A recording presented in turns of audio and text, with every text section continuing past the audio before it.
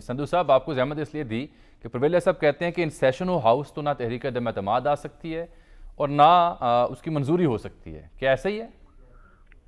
सबसे पहले जामी साहब बहुत शुक्रिया और मेरी तरफ से शामी साहब की नजर बहुत अकीदत पर इस्लाम जी।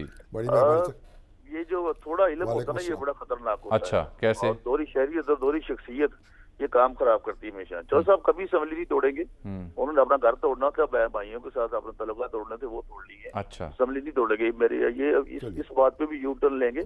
और दूसरा, आप अगर रूल 22 पढ़े, हमारे जो बिजनेस के रूल्स हैं पंजाब असेंबली के, और रूल 23, एक कॉन्फिडेंस का है कि नो कॉन्फिडेंस का है। हम जब इजलास चल रहा होगा, ये असेंबली जो है, जब हम नो कॉन्फिडेंस है, वो सबमिट जरूर हो सकती है। अच्छा, वो सेशन में नहीं आएगी, लेकिन सबमिट दफ्तर में उसमें ये तो नहीं कि अमित साहब उससे भी मना कर दे, क्योंकि रजिस्ट्री तो नहीं करवा ली असेंबली की उन्होंने ना पूरी। आप कह रहे हैं तहरीक पेश हो सकती है, इजलास चाह रहा हो तब भी उस पर बहस नहीं हो सकती।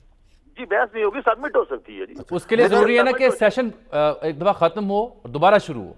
नहीं, वो आएगी उस वक्त जब दोबारा नया सेशन आएगा उसी के लिए। मगर लेकिन उस दौरान वो अच्छा, गवर्नर जो है जब सेशन हो रहा हो, गवर्नर वोट ऑफ कॉन्फिडेंस के लिए भी नहीं कह सकता। Sir, with due apology sir, बड़ी माजरत के साथ sir, governor at any stage कर सकता है, क्योंकि आइन बिल्कुल इसके बारे में खामोश है। नंबर 2, जो रूल 22 है, उसमें तो एक आम मेंबर सेशन के दौरान कह सकता है कि आप तुम आपका वोट नहीं, वो मजबूरी, वो हुक्म तो नहीं होगा ना, या वो बाइंडिंग तो नहीं होगा ना। नहीं, वो बाइंडिंग तो नहीं, लेकिन वो सेक्रेटरी उसको बिजनेस में लाएगा जी, लाजमी है सूरत में।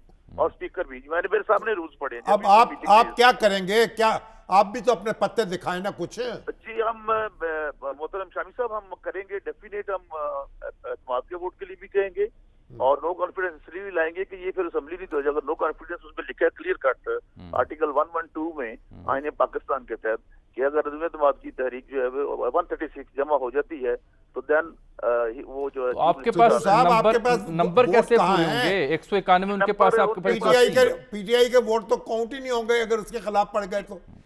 जी, मैं बताता हूँ। नंबर इस वक्त 180 हमारे पास है जी, आजाद के भी। आज भी हमारे सिग्नेचर मैंने लिए उन सबसे, और कल भी कुछ ले लिए थे दोनों तहरीकों के लिए।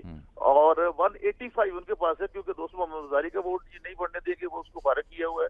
चौधरी निसार का नहीं हुआ, एक चौधरी मसूद थे, वो है, उन्होंने रिजाइन कर दिया। 186 तो फिर आपको लाने होंगे ना जब अदम एतमाद की तारीख देंगे तो। जी, अगर अदम एतमाद लाएंगे तो 186 से शामी साहब आप दुरुस्त फरमा रहे हैं, हम लाएंगे। और अगर हम इनको एतमाद के वोट लेने के कहते हैं तो फिर 186 इनको लेनी पड़ेगी। वो तो कहते हैं प्रेजेंट एंड वोटिंग। जी, वो इस सूरत में है कि अगर ये 186 नहीं लेते तो फिर हाउस तो आप कैसे 186 पूरे करेंगे? मेरा सवाल ये है जी। हम करेंगे, वो सारी बातें, सारे पत्ते तो मैंने ऊपर नहीं कर सकता। चलिए, लेकिन बहुत सारे जो लोग हैं हमारे साथ। क्या आपकी कोई उम्मीदें चौधरी शुजात साहब के किसी प्रेम पत्र से भी हैं?